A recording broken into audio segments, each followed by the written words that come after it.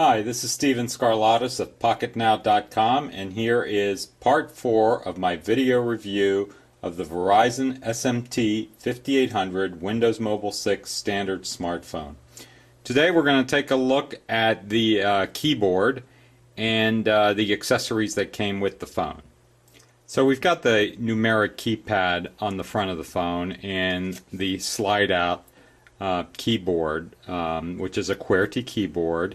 It has function keys, like we can actually bring up mail by the touch of this button, and the function keys are identified by the red characters, so you can actually press function key twice, very similar to any other HTC phone, or shift twice for it to stick.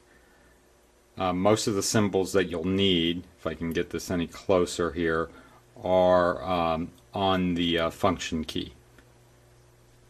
You can also use the number pad here, and the D-pad is available as well during the creation of an email. So if we go and create an email, you have the ability to either use the T9 input. So if I type something, you see the T9 bar at the bottom shows up until you hit space and pick a word. You can also turn this feature off by hitting the star key on the top of the phone, and you can see there's a little status here that says XT9, and that status will change just to ABC. And then we can type test, and you'll see that the T9 bar doesn't show up. So this is very handy for those people who really don't like T9. I found it to be actually very useful, and liked it very much when I was using this phone. One nice feature of this phone is that the backlight actually turns on based on the amount of ambient light that's around. And that's just to save the battery.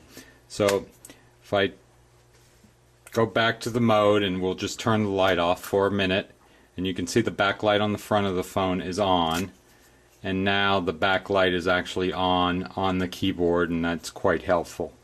Although the keys look close to each other, I was able, with my fat fingers, I was able to type fairly comfortably with my thumbs. So from a size standpoint, it didn't bother me at all. Now let's take a look at the accessories, and it came with this little pouch, which is nice to protect the phone, but great to put in a briefcase, but not that handy for really everyday use. I feel I need something with a clip for my belt. That seems to be the best use of a case for my everyday carrying around of the phone and protecting it. Otherwise, it just ends up in my pocket.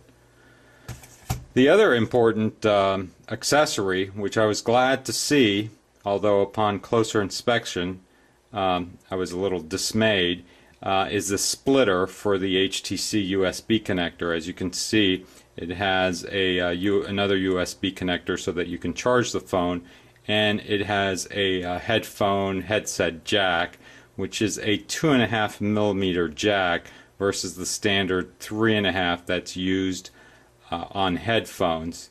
And this is really too bad. They should have provided another adapter, because this is really the standard for headsets and not headphones.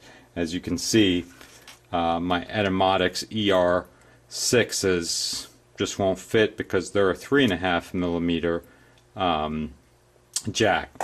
What I have is from Pocket PC Techs is an additional splitter, so you've got one splitter that came with the phone, and then I actually have another splitter that splits the headset and the headphone, and this has a 3.5mm jack. So that ends up being the way I have to use headphones with this. But obviously with its Bluetooth capability, the phone doesn't really need wired headsets. So this is a nice thought, but they didn't think it all the way through. And then you have the AC adapter, which is a worldwide AC adapter, 100 to 240 volts. It's your standard USB. And you have the USB data cable that came with the phone that allows you to connect to any USB port on a PC, or for that matter, a power adapter.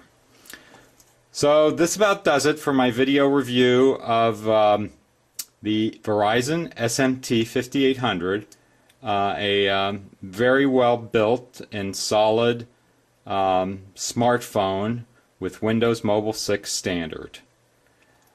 I'll be back with my ratings later on this week.